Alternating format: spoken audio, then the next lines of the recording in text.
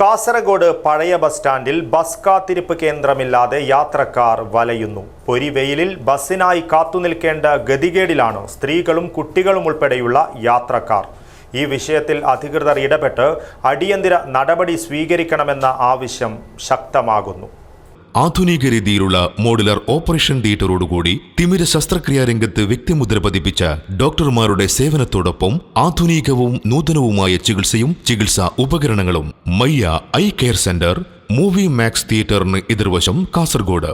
നഗര സൗന്ദര്യവൽക്കരണത്തിന്റെ ഭാഗമായി പൊളിച്ചുമാറ്റിയ കാസർഗോഡ് നഗരത്തിലെ പഴയ ബസ് സ്റ്റാൻഡ് ഇന്നും ഒരു കാത്തിരിപ്പ് കേന്ദ്രമില്ലാത്ത പ്രതിസന്ധിയെ നേരിട്ടുകൊണ്ടിരിക്കുകയാണ്. പൊളിച്ചുമാറ്റി നാളിതുവരെയായിട്ടും കാത്തിരിപ്പ് കേന്ദ്രം നിർമ്മിക്കുവാനുള്ള യാതൊരുവിധ നടപടിയും അധികൃതർ സ്വീകരിച്ചിട്ടില്ല. പൊരിവെയിലത്ത് നഗരത്തെ ആശ്രയിച്ചെത്തുന്ന വയോധികരും കുട്ടികളും അടങ്ങുന്ന യാത്രക്കാർ നേരിടുന്ന പ്രതിസന്ധിയെ ചെറുതായി കാണുവാൻ കഴിയുന്നതല്ല. ഇനി കാലവർഷം കൂടെ എത്തുന്നതോടെ പഴയ ബസ് സ്റ്റാൻഡിലെ കാത്തിരിപ്പ് കേന്ദ്രത്തിന്റെ അഭാവം വലിയ പ്രതിസന്ധിയാകുമെന്നാണ് യാത്രക്കാർ പറയുന്നത്.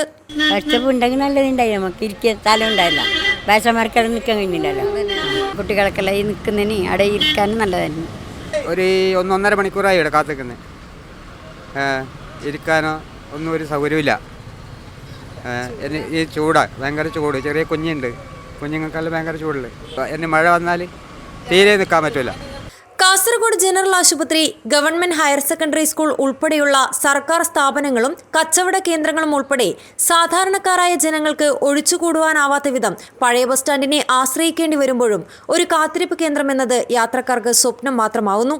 തലപ്പാടി ഭാഗത്തേക്ക് പോകുന്ന ബസ്സുകൾക്കായി കാത്തിരിപ്പ് കേന്ദ്രമുണ്ടെങ്കിലും ജില്ലയിലെ മറ്റെല്ലാ ഭാഗങ്ങളിലേക്കും പോകേണ്ട യാത്രക്കാർ ചുട്ടുപൊള്ളുന്ന വെയിലും കൊണ്ട് മണിക്കൂറുകളാണ് ബസ് കാത്തുനിൽക്കുന്നത്.